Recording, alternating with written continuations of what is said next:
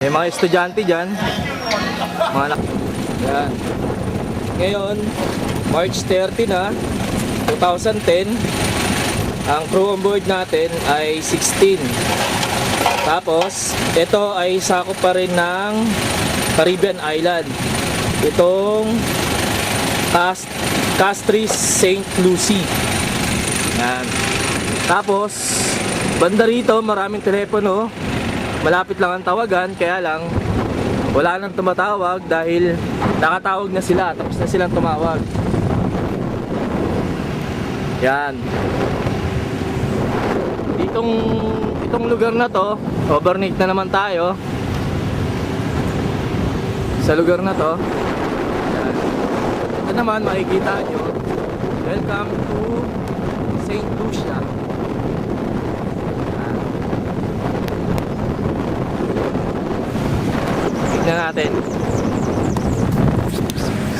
Tignan natin kung anong lugar to.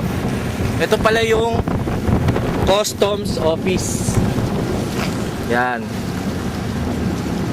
Opisina pala yan. Yung lugar na yan.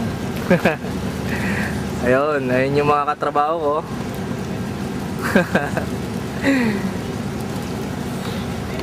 Yan, punta muna ako rito. Gagala na naman tayo, papunta roon. Puntahan natin kung ano meron doon sa lugar na yan. Dito naman banda, meron namang maliit na bangka. Yan, layag, may layag. Yan, nakatenga. Yan sa tabing dagat. Tapos, dito naman, gawing kaliwa, meron namang pyramid. Yan. Yung pyramid na yan, pwede kang pumasok sa loob dahil opisina rin yan dyan. Sakop pa rin yan ng custom dito. Custom service yan, yung loob. Itong vapor na to, ang pangalan niya ay Royal Helena Varna. Yan. Sa Varna pala yan. Yan siguro yung matawat ng Varna, lugar nila. Tapos, naalala ko yung anak ko dahil ang pangalan ay Helena Faith. Yan. Kaya pagka nagkaroon din ako ng ganyan, sasakyan, papangalan ko rin ay Helena.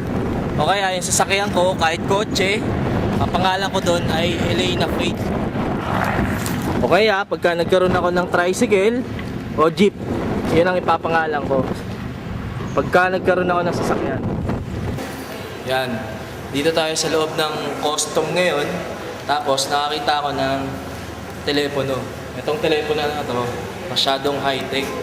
Dahil bukod sa pwede ka nang tumawag, meron pang computer. Parang internet din, high-tech na high-tech ang dating dahil pwede kang mag-email, mag-access ng phone, instruction, nandito lahat, access internet, yan. Lahat dito pwede mong gawin dito sa computer na to. Yan. Bibili ka lang ng card para magkaroon ka ng credit dito sa loob ng custom na to. Yan. Yung machine na yan o yung computer na yan, 3.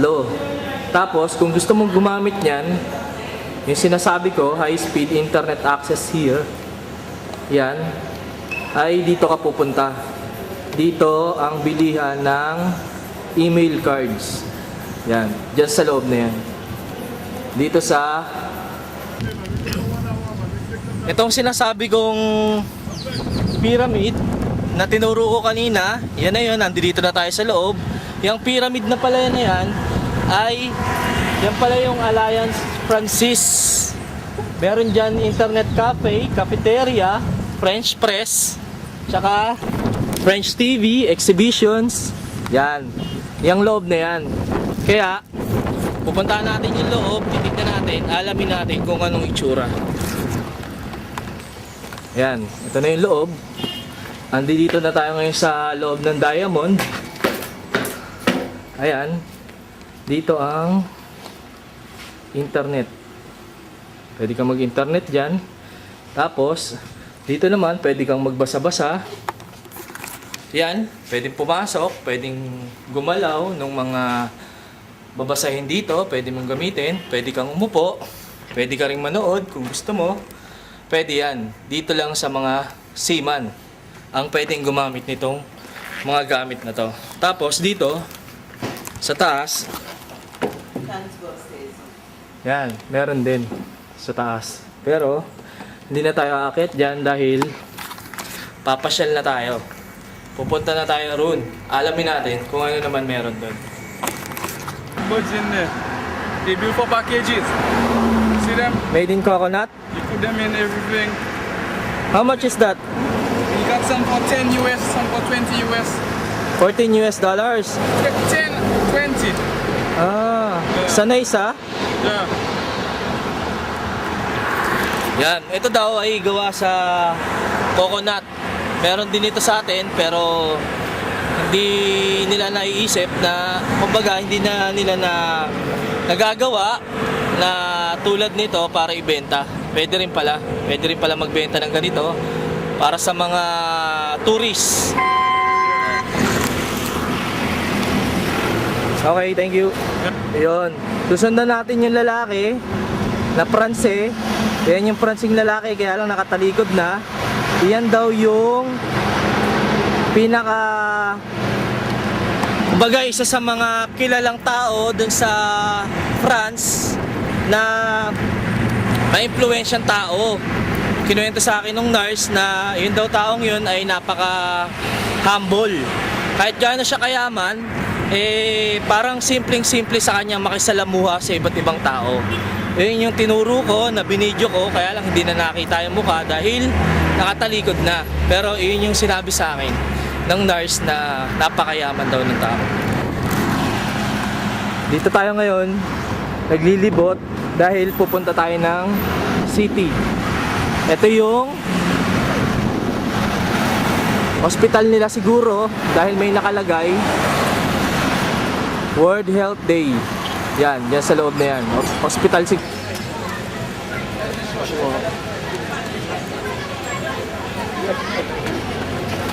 Hey buddy, what is it that you're doing? Yan. Dito ako ngayon, pumunta ako kanina sa eskwela nila, doon na school nung mga taong nakatira dito. Ayan yung iba sa mga estudyante. Ito naman ang police. Yan. Dito tayo ngayon sa plaza. Ito yung First District Court. Yan. At ito naman yung City Hall.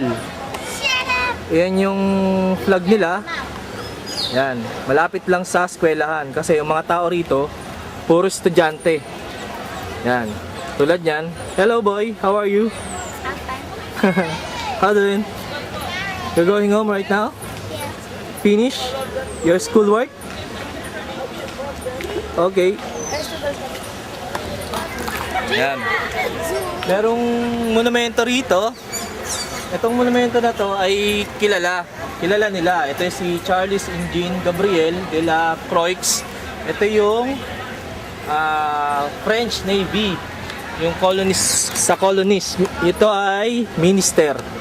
Minister tong monumento na yan dati. Ginawa nila ng monumento. Ito naman yung mga estudyante. Hello! You're so cute! Okay, bye-bye. Ngayon, pabalik na tayo. Pupuntahan natin yon dahil napakaraming tao. Dahil nakakuha raw ng malaking isda. Kaya titignan natin kung gaano kalaking isda yung pinagkakaguluhan nila raw.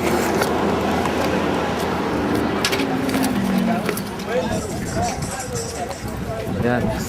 Dito tayo ngayon. Tignan natin kung ano yung nakuha nilang isda. Ayan. Yan pala yun. Laki-laking isda. Yan. Yan ang dugo. Yan. Yung isdang yan, nakuha lang nila ngayon lang. Dito. Yun naman sa kabila, ay dun lang nila kinuha. Yan. Yan ang mga nakakuha na isda. Yan, laki. Ewan ko kung anong klaseng isda yan. They're from Thailand or Hello, may I know what kind of fish there? It's a porpoise, Ah, not a whale. We don't kill whales. it's not a whale. It's not a whale. Different species. Okay, thank you. Yes, we don't hurt. We don't go after endangered species. Ah, Yes. I know it. Yes, we do love. Are you from Thailand or I'm a Filipino. Filipinos? Yes. Okay. Filipino. Wish mamay. Abay chua.